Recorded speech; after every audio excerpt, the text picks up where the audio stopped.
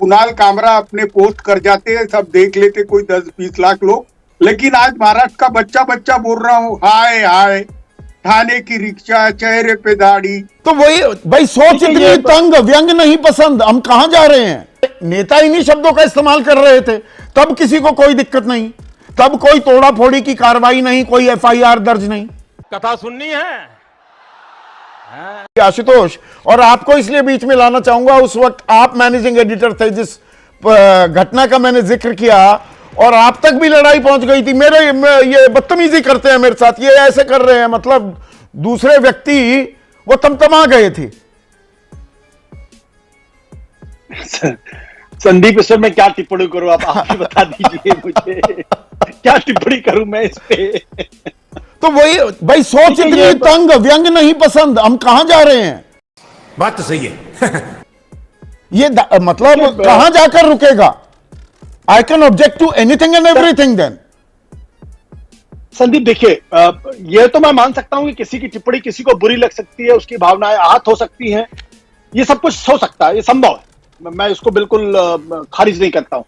लेकिन ये कहां तक संभव है कि अगर मुझे किसी की टिप्पणी आहत हो गई तो मैं उसके घर में घुस के उसका घर तोड़ दूंगा, उसको पीटूंगा, उसको गाली गलौज करूंगा, सब कुछ करूंगा। ये कहां तक जाए। और उसके बाद बीएमसी का वो भी पहुंच जाएगा तोड़ने के लिए।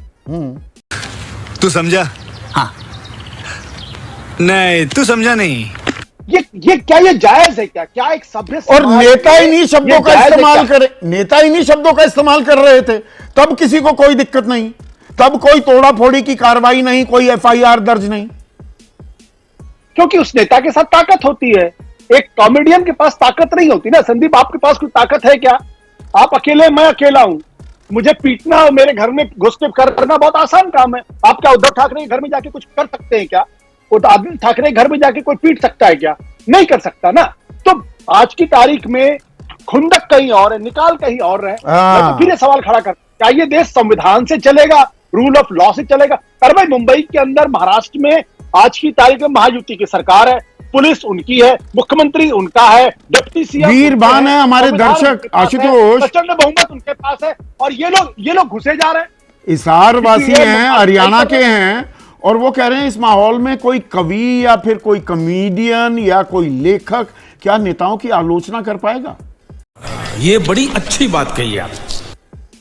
और मुझे तो हैरानी होती कि साइना इनसे डिफेंड कर रही, जो खुद एक क्रिएटिव आर्टिस्ट, वो खुद डिफेंड कर रही। मुझे हैरानी होती इस पे।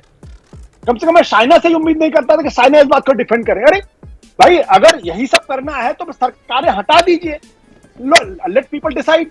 और अभी क्या जरूरत थी ये बात कहने की? संदीप, पे सारी बात मान लेता हूं आपकी, पर इस देश में कहीं कानून है या नहीं कानून है? या जिसके जो मन में आएगा किसी घर में पिटाई कर देगा, मार पिटाई। और मैं एक चीज और भी आपको बता दूं, अगर ये जो कुणाल कामरा का जो स्टूडियो था जाके तोड़ाई की है, 13 नवंबर 2024 को सुप्रीम कोर्ट का ऑर्डर है, बीएमसी के अधिकारियों ने डायरेक्ट कंटेम्प्ट ऑफ कोर्ट किया है। सुप्रीम कोर्ट चाहे तो इन अधिकारियों को अरेस्ट भी करा सकता है, डायरेक्ट कोर्ट ऑफ कंटेंट। पूरी गाइडलाइन सुप्रीम कोर्ट ने दे रखी है, आप कैसे डिमोलिशन कर सकते हैं या डिमोलिशन ड्राइव कैसे चला सकते हैं। अब बीएमसी के अधिकारी, अगर कोई जाएगा कोर्ट में तो बीएमसी के सारे अधिकारी जो इसमें इन्वॉल्व होंगे वो जेल जा सकते हैं, उनकी ऐसी तैसी हो सकती। मैं तो एक ही बात कह रहा हूं, अरे भाई, अगर किसी की बात आपको बुरी लग गई है तो पहले तो अपना दिल बड़ा करिए, किनारे फेंक दीजिए, और अगर फिर भी आपको पसंद नहीं तो कानून का सहारा लीजिए। ये किसने कह दिया कि आप किसी घर में जाके मार पिटाई करेंगे? पता है ना आप सबको? नहीं पता है? कहां पता है? हाथ ऊपर करो, किसको पता है? नहीं, पर मार पिटाई तो होती है। और हमारे एक दर्शक हैं और ये सवाल उठा रहे हैं, वैसे मैं पूछने भी वाला था ये, अब किशोर तिवारी, ये सवाल आप ही के लिए था, आप दर्शक भी पूछ रहे हैं तो और मौजू हो जाता है। आप कह रहे हैं, आप मतलब उद्धव ठाकरे कह रहे हैं कि कुणाल ने व्यंग नहीं सत्य कहा, जिसने चोरी की वो गद्दार है, और आप साथ में खड़े हो रहे हैं। आदित्य ठाकरे भी कह रहे हैं कि नाम नहीं लिया तो मिर्ची क्यों लग रही है।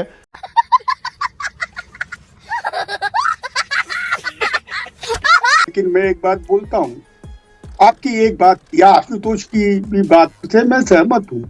यार, ये जो था कि आपने गुवाहाटी भाग गए, पार्टी तोड़ी, आप गद्दार हो, आप बगावत करके गए, हमारे थाली में खाए, हमको छेद किया और हमारी पार्टी छीन ली, हमारा बाप छीनने को जा रहे। क्या बोला तूने?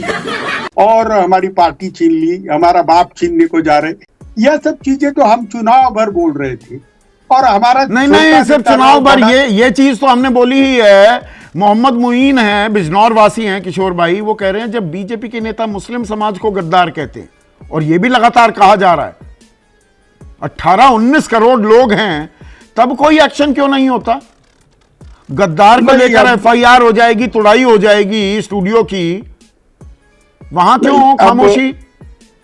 नहीं, मैं आशुतोष की बात से सहमत हूँ। महाराष्ट्र में इनकी सरकार है और कानून कोई हाथ में लेता है तो क्या एक्शन हुआ देखो आप। 100 लोग दिख रहे हैं, 12 लोगों पे आरोप किया और सब बेल पर छूट भी गए शाम को। ये सब है ना ध्यानाकर्षण हटाने के लिए हो रहा है। पहले संतोष देशमुख के सरपंच रहते हुए किया, अभी नागपुर के दंगे के वजह से। यही बात हमारे इन्होंने दर्शक हैं, दीवान सिंह रायसेन वासी हैं, मध्य प्रदेश में रहते हैं, वो कह रहे हैं असल में फडणवीस सरकार कोई काम नहीं कर पा रही, इसलिए ध्यान भटकाने की कोशिश हो रही। सही पकड़े हैं। आप इत्तेफाक रख रहे हैं इस बात से? नहीं, देखो गृह मंत्रालय के काम पर बहुत प्रश्न आ चुके हैं। नागपुर में हिंसा कभी होती नहीं थी, हिंसा हुई, उसके बाद देवेंद्र फडणवीस का चेहरा ही बताता है। आज भी जो घटना हुई ये फालतू की किरकिरी है ना। आप देखो, मैं अभी बता रहा हूँ संदीप भाई, ये कुणाल कामरा अपने पोस्ट कर जाते हैं, सब देख लेते कोई 10-20 लाख लोग, लेकिन आज महाराष्ट्र का बच्चा बच्चा बोल रहा हूँ, हाय हाय थाने की रिक्शा, चेहरे पे दाढ़ी।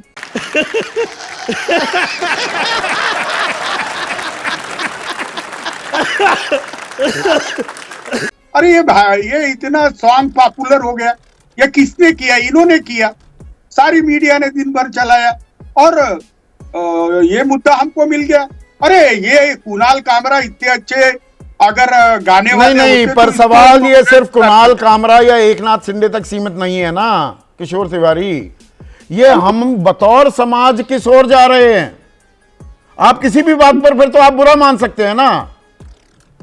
नहीं, मैंने कि अरे सहनशीलता तो संदीप मैं नहीं। आपसे उम्र में बड़ा हूं, आप ऐसे कैसे बात कर रहे हैं मुझे इस तरह, इस लहजे में कैसे? लहजा जो लगातार मैं बताऊं- चाइना एनसी भी कह रही थी ना, कॉन्डेसेंडिंग एटीट्यूड की, जी आप तो ऑटो चलाने वाले थे, अब कौन किस बात पर बुरा मान जाए? नहीं, ऑटो चलाना तो ठीक है, लेकिन ऑटो चलाने वाला 40,000 करोड़ का मालिक कैसा होगा, ये भी सवाल रहेगा ही ना हरदम। Thank you for being here. बहुत बहुत धन्यवाद। आपको अच्छी लगी तो ऐसे थोड़ा मार दीजिए हाथ, आप थोड़ा सा मार दीजिए। आपको अगर अच्छी लगी मार दीजिए। करो ना भाई, क्यों नहीं कर रहे? परेशान हो गए हम लोग 2.5 साल से, ये भी परेशान हो गए, हम भी परेशान हो गए, करो फिर।